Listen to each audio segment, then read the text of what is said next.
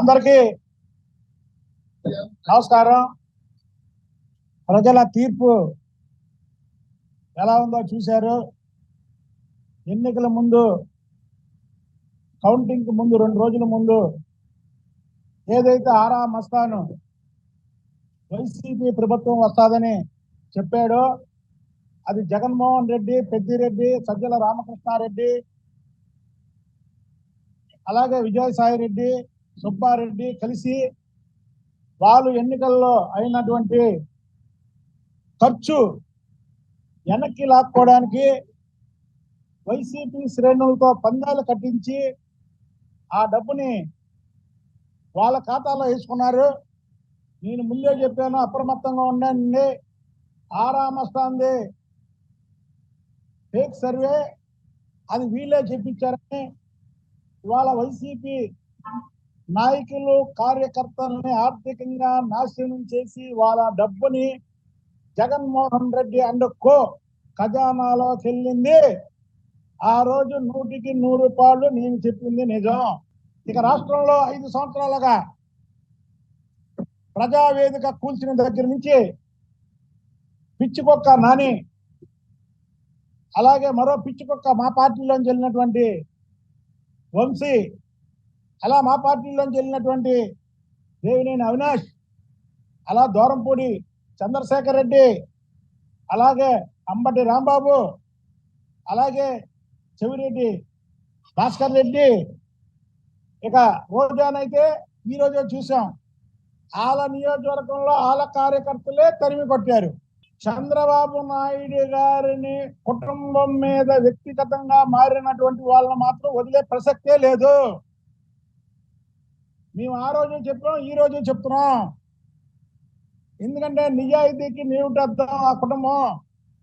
ఆ కుటుంబాన్ని వ్యక్తిగతంగా మాట్లాడినందుకు వాళ్ళని వదిలే ప్రసక్తే లేదు. ఎక్కడ ఉన్నాయి, హైదరాబాద్ లో ఉన్నాయి, విదేశాల్లో ఉన్నాయి, వదిలే ప్రసక్తే లేదు. ఇది రివెంజ్ కాదు. రివెంజ్ అనుకుంటున్నారేమో, కనీస ధర్మం. మరి మేము ఏం చేయకుండా ఉంటే చేతకాని వాళ్ళ కింద ఉంటాం, కానీ మంచితనంగా ఉన్నాం. చంద్రబాబు నాయుడు గారు జాతకం ఏంటంటే మార్క్ జాతకుడు చంద్రబాబు నాయుడు గారు. ఉదాహరణకు ఒకటే చెప్తా. చంద్రబాబు నాయుడు గారిని వైఎస్ రాజశేఖర రెడ్డి అసెంబ్లీలో నిన్ను ఫినిష్ చేస్తానన్నాడు. భగవంతుడు ఎమ్మెల్యే వైఎస్ రాజశేఖర రెడ్డిని ఫినిష్ చేశాడు. ఇదే జగన్మోహన్ రెడ్డి అసెంబ్లీలో నేను తలుచుకుంటే నీకు ప్రతిపక్ష హోదా ఉండదు అన్నాడు. 151 మధ్యలో 5 తీసాడు, 1 ఉంచాడు. ప్రతిపక్ష హోదా కూడా లేకుండా చేశాడు భగవంతుడు, ప్రజలు. అది చంద్రబాబు నాయుడు గారు మహర్జాతకుడు అనేది. చంద్రబాబు నాయుడు గారు అనే వ్యక్తి పడి లేచిన కెరటం. 2019లో తెలుగుదేశం పార్టీకి 23 సీట్లు రాగానే తెలుగుదేశం పార్టీలో అప్పటి వరకు అనిపించినటువంటి వాళ్ళు కానీ, వేరే వాళ్ళు కానీ పార్టీ వదిలిపోవడమే కాకుండా 3 సంవత్సరాల వరకు పత్తా లేనటువంటి నాయకులు ఉన్నారు. కానీ చంద్రబాబు నాయుడు గారి కుటుంబం ఈ రాష్ట్రం కోసం, రాష్ట్ర ప్రజల కోసం పోరాటం చేస్తూనే ఉంది. దాంట్లో భాగస్వామ్యం అయినందుకు ఇవాళ నాకు చాలా ఆనందంగా ఉంది. నా దురదృష్టమా, అదృష్టమా, నేను ఈ గాల్లో కూడా నేను పోటీ చేయకపోవడం నా దురదృష్టం. కానీ ఇంతగాలు వచ్చి చంద్రబాబు గారు పడి లేచిన కెరటం లాగా ఇవాళ కేంద్రంలో కూడా ఆయన కీ రోల్ పోషిస్తున్నాడంటే అంతకంటే ఆనందం లేదు. ఎందుకంటే నేను చెప్తా, ఇప్పుడు చంద్రబాబు నాయుడు గారి కుటుంబానికి నేను వేరే విధంగా అంతే. నేను రెండో మాట లేదు, రెండో పాఠం లేదు. జగన్మోహన్ రెడ్డి అన్న ప్రతి ఒక్క మాట జగన్మోహన్ రెడ్డికే లేచింది. పవన్ కళ్యాణ్ గారి గురించి మాట వస్తే 3 పెళ్లిళ్ళు అన్నాడు. ఇవాళ 4వ పిల్లని నీకు రంకు మొగడే కూర్చున్నాడు పవన్ కళ్యాణ్. జగన్మోహన్ రెడ్డికి రంకు మొగడే కూర్చున్నాడు ఇవాళ ఈ రాష్ట్రంలో. ఒక వ్యక్తిని మాట మాటికి మూడు పెళ్లిళ్ళు అన్నావు కదా, ఇవాళ ఒప్పుకుంటావా నువ్వు? పవన్ కళ్యాణ్ గారు నాకు రంకు మొగడని నువ్వు ఒప్పుకోకపోయినా రాష్ట్ర ప్రజలు అంటున్నారు ఇవాళ పవన్ కళ్యాణ్ గారు జగన్మోహన్ రెడ్డికి రంకు మొగడని. కాబట్టి ఒకటే చెప్తున్నాం మీకు, లోకేష్ బాబు గురించి మాట్లాడారు. లోకేష్ బాబు గారిని చంద్రబాబు గారిని ఇద్దరిని ఫినిష్ చేయడానికి హైదరాబాద్ లో కేటీఆర్ వెళ్ళి వాళ్ళ ఇంటికి వెళ్ళి జగన్మోహన్ రెడ్డి ఇంటికి వెళ్ళి కలిసి లోకేష్ మీద అవాకులు చవాకులు మాట్లాడి బయటకు వచ్చి అన్నను కలిశాను, అన్నను కలిస్తే తప్ప అన్నావు. తప్పే లేదు బాబు, అన్న తమ్ముడు మీ ఇద్దరు తప్పేం కాదు. నీ అన్న జగన్మోహన్ రెడ్డి తమ్ముడు కేటీఆర్ ఇద్దరు కలిస్తే వచ్చి గెలిచినటువంటి మెజార్టీ ఎంత ఉందో ఒక్క లోకేష్ బాబుకి అంత మెజార్టీ వచ్చింది. అదే లోకేష్ బాబు గారి దెబ్బ. జగన్మోహన్ రెడ్డి కేటీఆర్ అన్నదమ్ములు ఇద్దరు కూడా ముఖ్యమంత్రి కొడుకులు, ఒక ఆయన ముఖ్యమంత్రి, ఒక ఆయన ముఖ్యమంత్రి, షాడో ముఖ్యమంత్రి. మీ ఇద్దరు పోటీ చేస్తే గెలిచిన మెజార్టీ ఒక్క లోకేష్ బాబుకి వచ్చింది. నా బీసీలు అన్నావు. మంగళగిరి నియోజకవర్గం బీసీల నియోజకవర్గం అన్నావు. మంగళగిరి నియోజకవర్గం బీసీల అడ్డా అన్నావు. నిజమే, మంగళగిరి నియోజకవర్గం అనేది ఎప్పటికీ బీసీల అడ్డే, బీసీల నియోజకవర్గమే. కానీ ఆ బీసీలు బ్రహ్మరథం పట్టింది పెద్ద బీసీ లోకేష్ బాబు గారికి. అంటే నువ్వు బీసీ వ్యతిరేకవి, కాబట్టి పెద్ద బీసీ ఎవరు? లోకేష్ బాబు. కాబట్టి లోకేష్ బాబుకి మీ అన్నదమ్ములు జగన్మోహన్ రెడ్డి కేటీఆర్ కి ఎన్నికల్లో ఎంత మెజార్టీ వచ్చిందో మా బీసీలందరం కూడా అంత కన్నా ఎక్కువ మెజార్టీతో గెలిపించాం. ఒకటి మాత్రం గుర్తుపెట్టుకో, జగన్మోహన్ రెడ్డి అనుకో, జగన్మోహన్ రెడ్డికి రాజకీయాలకి స్వస్తి. జగన్మోహన్ రెడ్డి జీవితం జైలు జీవితమే, దీంట్లో రెండో క్వశ్చనే లేదు అసలు. ఎందుకంటే పక్కనున్న తమిళనాడులో శశికళ చేసిన అవినీతి, ఆమె దాదాపు 6 సంవత్సరాలు జైలు శిక్ష అనిపించింది, 7 సంవత్సరాలు. కానీ జగన్మోహన్ రెడ్డి చేసిన అవినీతి అంతకంటే 100 రెట్లు ఎక్కువ, దాదాపు 42,000 కోట్ల రూపాయలు. కాబట్టి జగన్మోహన్ రెడ్డి 3 జన్మలు ఎత్తినా సరే తరగని శిక్ష పడింది జగన్మోహన్ రెడ్డి. కాబట్టి జగన్మోహన్ రెడ్డి జీవితం జైలు జీవితం. కానీ ఎవరైతే ఈ పిచ్చి కుక్కలు ఈ కృష్ణా జిల్లాలో ముఖ్యంగా ఉన్నారో ఆ పిచ్చి కుక్కలు, ఆ పిచ్చి కుక్కల్ని వదిలే ప్రసక్తే లేదు. మేము దమ్ముగా వాళ్ళ అధికారంలోకి వచ్చిన మాట్లాడలా.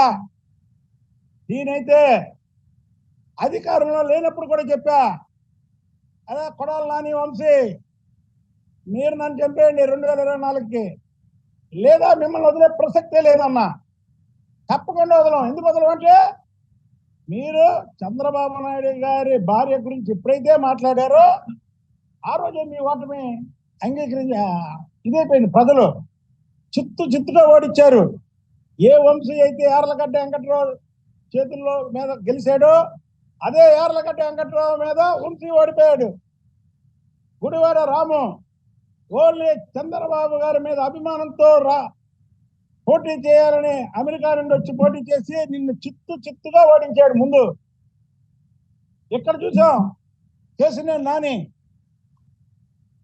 తెలుగుదేశం పార్టీని ఖాళీ చేస్తా అన్నాడు, చివరికి ఆయనే ఖాళీ అయిపోయాడు.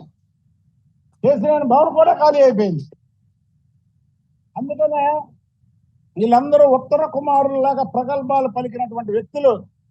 ఈ ఉత్తర కుమారులందరూ కూడా అప్పుడే రాష్ట్రం వదిలి పారిపోయారు.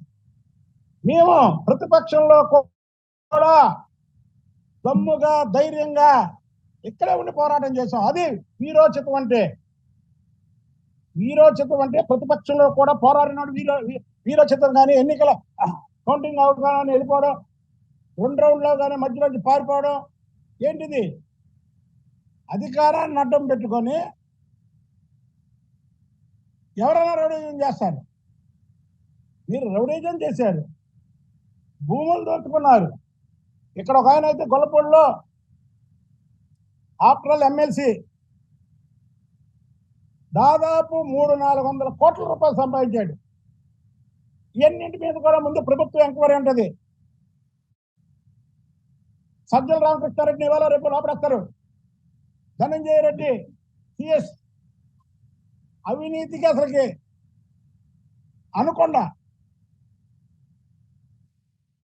వీళ్ళందరినీ కూడా వదిలే ప్రసక్తి లేదు. ఎందుకు వదలమంటే వీళ్ళే మా సొంత ఆస్తులు దోచుకోవాలా, ప్రజల ఆస్తులు దోచుకున్నారు. మేము చెప్పాం, మేము అధికారంలోకి రాగానే ప్రజల ఆస్తులు ప్రజలకు అప్పచెప్తామని.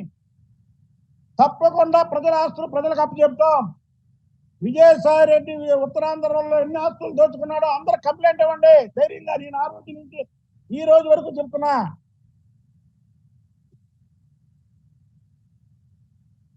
ఇన్ని లక్షల మెజార్టీ అండి, ఒక్కొక్కరు వేల, అన్ని వేలు. నేను చెప్పా, ఇది డబుల్ హీరో సినిమా. ఎప్పుడైతే చంద్రబాబు నాయుడు గారు, పవన్ కళ్యాణ్ గారు ఒక వేదిక మీదకి వచ్చారో ఇది ఒక డబుల్ హీరో సినిమా అయిపోయింది. ఎవరు కూడా తెలుగుదేశం పార్టీ శ్రేణులు కానీ, జనసేనలో ఆ శ్రేణులు కానీ ఇది మేము గెలిచాం లేదా మాకింత మెజార్టీ వచ్చిందని ఎవరు మాట్లాడకండి. మీకు వేసిన ప్రతి ఒక్క ఓటు కూడా చంద్రబాబు నాయుడు గారు, పవన్ కళ్యాణ్ గారిని చూసే వేశారు. అది మనం దగ్గర పెట్టుకొని పని చేయాల్సినటువంటి బాధ్యత ఇవాళ గెలిచిన ప్రతి ఒక్కరి మీద ఉంది. జగన్మోహన్ రెడ్డి వ్యతిరేకం, ఇద్దరు హీరోలు అవతల ఒక విలన్కి ఇద్దరు హీరోలకి మధ్య జరిగిన ఫైటింగే మే 13 జరిగినటువంటి పోలింగ్. ఆ పోలింగ్ లో రాష్ట్ర ప్రజలు ఇప్పుడు వరకు భారతదేశ చరిత్రలో ఇంత మెజార్టీలు ఇచ్చిన చరిత్ర దాఖలాలు ఎక్కడా లేవు. అది ఇక్కడ ఈ ఇద్దరు హీరోల ఇది. చంద్రబాబు నాయుడు గారు ఇంకోటి చెప్పాలి, మనం సినిమాలు చూస్తాం. బాహుబలి వచ్చింది ఫస్ట్, తర్వాత బాహుబలి 2 వచ్చింది. కానీ 2024 జూన్ 4 మళ్ళీ తెలుగుదేశం పార్టీ 2. మీకు ఏదైతే 41 సంవత్సరాలు 1, ఎందుకంటే తెలుగుదేశం పని అయిపోయింది అన్నారు. మళ్ళీ తెలుగుదేశం పార్టీ పార్ట్ 2 ఇది. ఇంకో 40 సంవత్సరాల వరకు తెలుగుదేశం పార్టీకి తిరగలేదు. ఇది ప్రతి ఒక్కరూ ఆలోచన చేయాలి. ఎందుకంటే ప్రాంతీయ పార్టీ, ఇదేమి జాతీయ పార్టీ కాదు. ప్రాంతీయ పార్టీలో ఎన్నో ఒడిదుడుకులు పడ్డటువంటి చంద్రబాబు గారు మళ్ళీ పార్టీని రక్షించి మళ్ళీ టీడీపీ 2. ఇందులో చంద్రబాబు గారికి ఎంత పాత్ర ఉందో మాకు తెలిసి లోకేష్ బాబు గారికి కూడా అంతే పాత్ర ఉంది. ఈసారి భువనేశ్వర్ గారికి, బ్రాహ్మణి గారికి కూడా పాత్రలు ఉన్నాయి. నేను ఈ మాట ఇవాళ చెప్పడం కాదు, గత సంవత్సర కాలంగా చెప్తున్నా. ఎందుకంటే వాళ్ళు తూర్పు, పడమర, ఉత్తర, దక్షిణ లాగా విడిపోయి ప్రజల కోసం పోరాటాలు చేశారు, ప్రజల పక్షాన ఉన్నారు. కాబట్టి ఇది తెలుగుదేశం పార్టీ పెద్ద విజయం. ఈ విజయం మోడీ గారికి, చంద్రబాబు నాయుడు గారికి, పవన్ కళ్యాణ్ గారికి అంకితం. ఈ ముగ్గురు మనగాళ్ళు, వీళ్ళు ప్రజలను రక్షిస్తారు, ఈ రాష్ట్రాన్ని బాగుపరుస్తారు అని క్యాండిడేట్లను చూడాల.